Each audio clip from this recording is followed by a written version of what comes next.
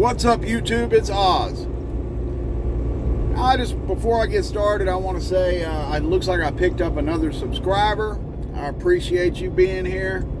I hope you'll stick around and follow me along on this journey. And if you're new to the channel, I'm a truck driver who's decided to do van life, and I'm going to kind of vlog and chronicle the whole journey of saving up for a van, building out a van, beginning van life. And I hope that you'll hit that subscribe button and follow me along the journey. So I wanted to make a video today to talk about running air conditioning in a van, like running an air conditioner off of a battery bank, off of solar in a van. All right. Now, a lot of people think that this can't be done. A lot of people think that it can't be done running an air conditioner on solar, even if you've got an RV or a cargo trailer, and they think that you have to have, spend 30 grand to make it happen, but you really don't, okay? So I want to talk about my theories behind doing it in a van. Previously, I was thinking about buying like a 14-foot cargo trailer and building that out on the inside to live in. And I had a certain plan with that. And the plan was to pack the top with about 2,000 watts of solar. But you can't really do that on a van, okay? And so, number one, first of all, you need to manage your expectations, okay? If it's 100 degrees outside, you're not going to keep that van at 65 degrees, okay? So you have to manage your expectations. You also can't fit enough solar on the top to really run that thing 24 hours a day and try to keep it cool all the time in the van. So currently my expectation is that I'm going to make it so that I can run an air conditioner at night and cool down my sleeping area. Now, one thing as a truck driver that we learn in these trucks is that, okay, so we have what's called an APU, an auxiliary power unit. Not all companies use them, but ours does. Mine runs on batteries. Some other ones have a generator on the outside of the truck that kicks on and off. So basically what we have is two separate air conditioning systems. We have the air conditioning system for the truck, and then we have a separate smaller air conditioning unit in the back that cools the sleeping area. Okay? So if it's 85 degrees outside or 100 degrees or whatever, I can run that APU air conditioner full blast, and the front of this truck will still be hot. Okay, it will not cool this whole truck. And this truck is smaller, maybe volume-wise, because it's tall, it might be similar, but it's smaller than a van, okay? But what we have is we have these curtains. And these curtains are like double thick with nylon on one side and some fuzzy stuff on the other side with a magnetic strip that locks into the center, and it closes off our sleeping area. Now, if you run that air conditioning just in that sleeping area, you close those curtains off, it will keep it nice and cold in there in the evenings, okay, at night. And that is my plan. My plan is to run air conditioning, a very small air conditioner, and seal off my sleeping area so that I'm only cooling the area where my bed is at night.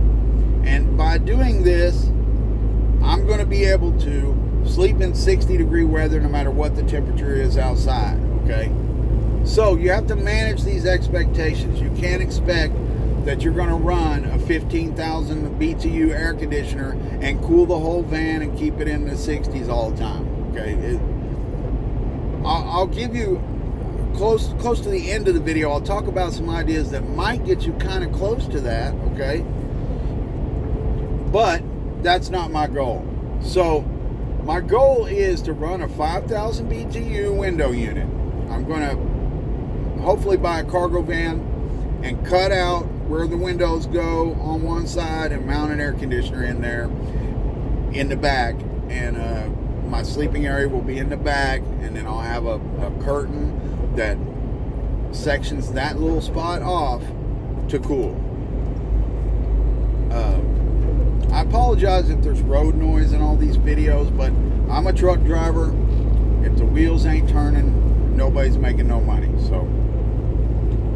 So when you think about running an air conditioner in a van rather than in a larger unit that's going to allow you to have more solar, the primary thing that you really need to think about first is the battery bank. Okay, and this is kind of true in all these situations if you want to run it overnight. So the battery bank is going to determine how long you can run that air conditioner on a full charge. Now what you need to do in order to, I'll go in depth in this in some other videos, okay, but what you basically need to know is that watts are not just a measurement of electricity, they're also a measurement of time. So if an air conditioner says that it uses 400 watts of electricity, that is 400 watts per hour that it uses. So in order to size your battery bank correctly, you need to decide, number one, how many hours you want to run that at night, and take into consideration other loads like lights, charging a laptop, running your coffee maker in the morning, stuff like that. And then you need to take all that into consideration when you're sizing your battery bank. Now, this is easy. People try to make it complicated, but it's easy. We're talking about deep cycle batteries, okay?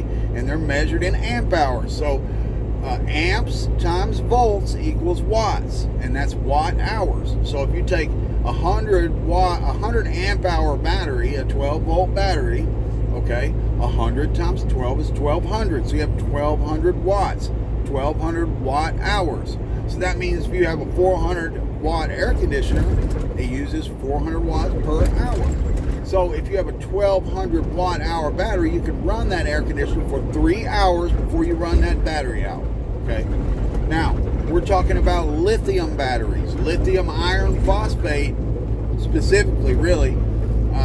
But lithium batteries in general, you can discharge those to around 100%. You can run them all the way out and it won't hurt the battery.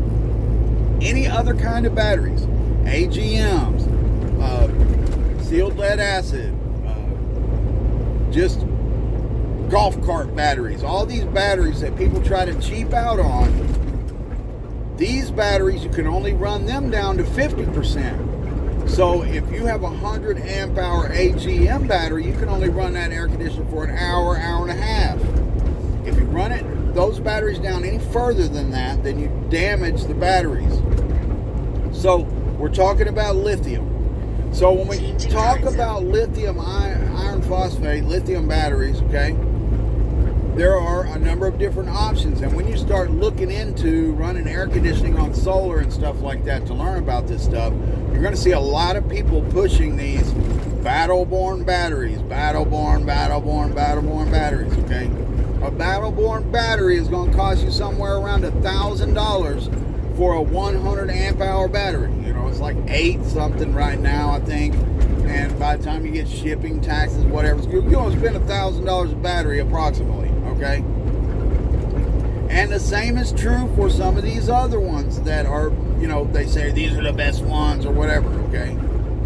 Now you can look to Chinese batteries and you can get them for about half that, okay? Close to it, but these Chinese batteries don't have a lot of the protections and battery BMS, battery management systems. They cheap out on those components, okay? So I'm going to tell you the best battery to buy, okay? And this is no bullshit. This is the best lithium battery bang for the buck on the market. They're super high quality. They have all the protections, all the good battery management. They use excellent cells. And these batteries are made by a company called Signature Solar. And they are the EG4 server rack batteries. Okay, so what these batteries are is they wire them in different configurations. So you can get them in 12 volt, 24 volt, 48 volt.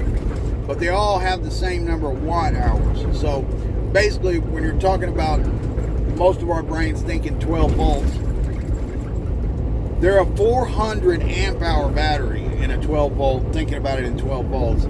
So they have 5,100 watt hours in one of these server rack batteries, and they only go for about $1,500. Now you can get the fancier one and it's a little more, it's got the readout on it and all that. But the bottom line is, for $1,500, you can get you a 5,100 watt hour battery. Okay, that will run that 400 watt air conditioner for 11 hours. Okay, so you can easily run that 400 watt air conditioner all night, full blast, and still have enough energy to wake up in the morning, make your coffee, run your microwave to heat up a chicken biscuit or whatever, and so that is what you need. Now, I am considering buying 2 of these.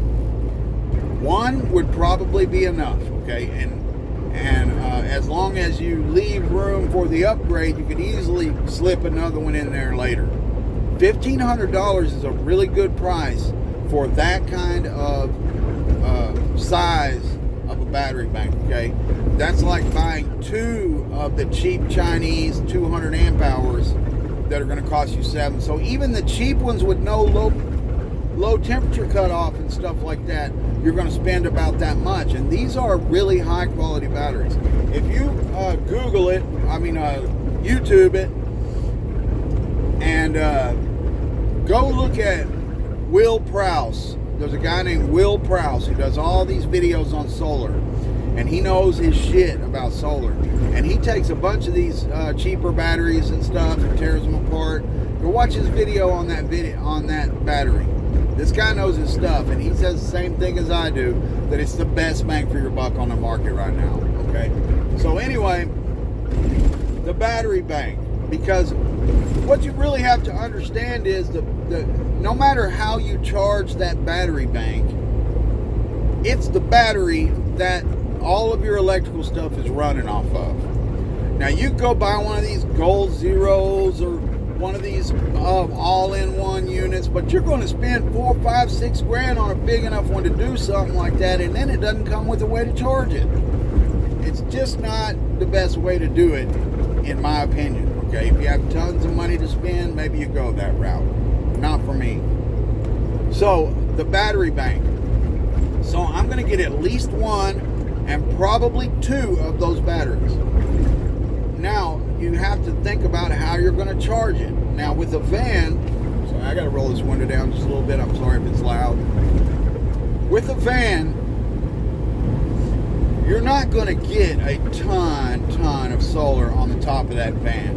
Okay, I've got it figured, so I'm pretty sure, I'm pretty much positive I'm going to be able to get 900 watts on top of that van by using 2 big residential solar panels, 455 watt panels. These panels are approximately 7 feet long by 3'3" to 3'6" wide. Okay, so I figure I should be able to get 2 of them side by side, long ways on that van. They probably stick out a little bit on the sides and still have room to put a max air fan on top of there. But the fact of the matter is that 900 watts is not really enough to charge up this battery bank. Because something you have to realize about solar panels is, number one, not always, but a lot of times, even if you angle them perfect toward the sun, you're still not going to get that rated output some of the time. So when you're talking about mounting them flat on top of a van, like perfect conditions, sun beaming down, you're in the summer and the sun's high in the sky, you're probably going to get 600, 650 watts out of that 900 watts of panels. So you're going to be able to get enough solar to, on a nice sunny day, to charge back up if you can cut down on how much you're running that air conditioner at night. But it's not really optimal. So your best option in a van is to use multiple different methods to charge your battery bank. So what could we do? My plan is to install an isolator. I've been doing a lot of research about DC to DC charge controllers and battery isolators and different ways to charge your battery from the van itself. Okay, and there's a few different ways you can do it. Okay, some are more complex than others. Depends on how much you plan to drive. If you plan to drive a whole lot and your battery bank is not going to be giant, then one of these DC to DC charge controllers may work for you. But Victrons, the biggest one they make is 30 amps. So you're getting like, 360 watts is all that's coming in off of that. And you can run two in parallel and get up to 60. Renogy makes a 60 amp. So, that's like 700 watts that you'll get at best case scenario. And that's not too bad, okay? But using a battery isolator, you get the maximum you can get out of your alternator. So if you wanted to upsize your alternator to like a 200 amp alternator and, run it that way, there are some options you can get that will charge those batteries much faster. The trade-off is that it's hard on the alternator, and especially if you're just idling, it will burn that alternator up. So you got to be careful on how you do it, okay? So that's two different ways that you can charge. Now, another way is if you get a bigger charge controller that can handle more panels, then you can store some panels and put them out when you're in a situation where you can, like in a park or somewhere where you can pull out a couple of solar panels, lean them against the van and plug those in and get you some extra on that day. You could also use some flexible solar panels and figure a way to hang them on the van, or you do that with the other panels too, figure a way to hang them on the van when you're parked and stuff like that. And so that's another way that you can do it. Basically what it amounts to, you could also use a generator. You're going to have a way to charge it from shore power if you plan to be anywhere that you can plug in. So there are multiple different ways, and that, in my opinion, is the best way to do it, is to have a multi-pronged approach to charging your batteries. You go drive for a couple hours, drive for an hour every day, charge, get some charge, plus the solar's coming in.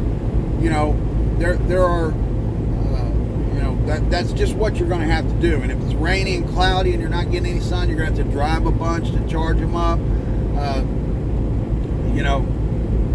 But it can be done, okay? And with the 900 watts, if you don't run it during the day and you're getting nice sun, you can stay cool at night. You're just not going to run it all day, okay? So that's my thoughts just initially. I've done a lot more research than this, and I have a lot to talk about as far as solar and all this stuff's concerned. But I don't want to blow all my wad at once, so I just wanted to kind of let you guys know where my brain is when it comes to running air conditioning in a van, what my expectations are, what my thoughts are about the system, and we'll talk more in depth at another time about it. Thanks for watching. Again, if you're just finding this, hit that subscribe button and follow me along this journey. I've given myself 2 years to be able to take a year off and do van life. I'm hoping to do it sooner than that, but I'm going to vlog this journey, and I hope you enjoy it. Thanks for watching.